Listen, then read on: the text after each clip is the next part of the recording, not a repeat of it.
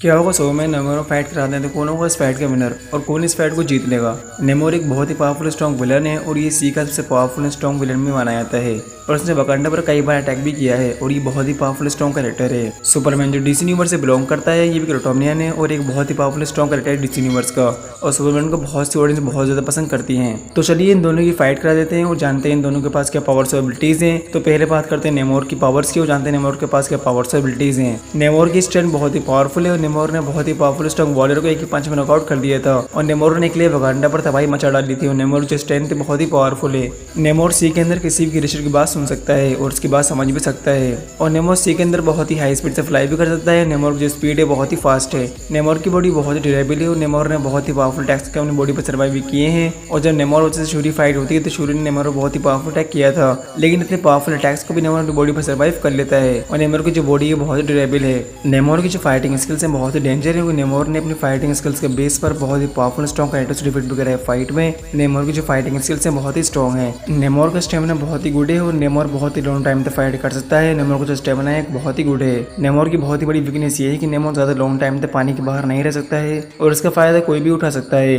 और यही नेमोर की सबसे बड़ी वीकनेस है और बैटल फील्ड में नेमोर की यही हारने की वजह बन सकती है क्योंकि कोई भी कैरेक्टर नेमोर की वीकनेस का फायदा उठाकर नेमोर को बहुत ही डिफीट कर सकता है फाइट में। नेमोर के पास है हीलिंग फैक्टर और कभी बैटल फील्ड में नेमोर की बॉडी डैमेज हो जाए तो नेमोर अपने हीलिंग पावर से बड़ी से बड़ी इंजरी को बहुत ही जल्दी हील भी कर सकता है और नेमोर का जो हीलिंग फैक्टर है काफी स्ट्रॉन्ग है। नेमोर की जो पावर है बहुत ही पावरफुल है क्योंकि नेमोर अपने से भी कई गुना वेट को बहुत ही आसानी से लिफ्ट कर सकता है अपनी बॉडी पर और नेमोर की जो पावर है बहुत ही गुड है। तो बात करें सुपरमैन की, जानते हैं सुपरमैन के पास क्या पावर्स और एबिलिटीज है। सुपरमैन की जो स्ट्रेंथ है बहुत ही पावरफुल है क्योंकि सुपरमैन ने वंडर वुमन को भी फाइट में डिफीट कर दिया था और सुपरमैन ने एक जस्टिस लीग टीम को भी डिफीट कर दिया था फाइट में और सुपरमैन ने जनरल जोर्ड को भी डिफीट किया है फाइट में और सुपरमैन की जो स्ट्रेंथ है बहुत ही पावरफुल है।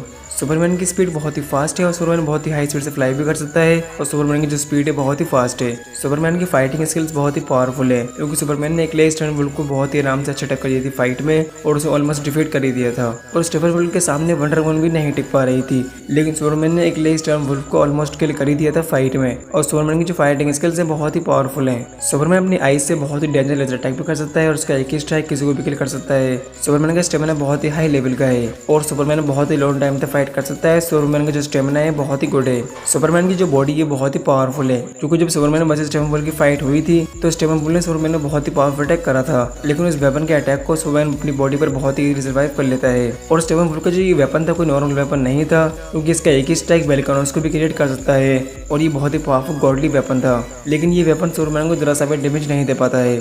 तो आपको अंदाजा लग गया होगा सुपरमैन की जो बॉडी है कितनी ज्यादा स्ट्रॉन्ग है। सुपरमैन के पास है हीलिंग फैक्टर और उसकी हेल्प सुपरमैन बड़ी से बड़ी इंजरी को बहुत ही हील भी कर सकता है और सुपरमैन का जो हीलिंग फैक्टर है काफी गुड है।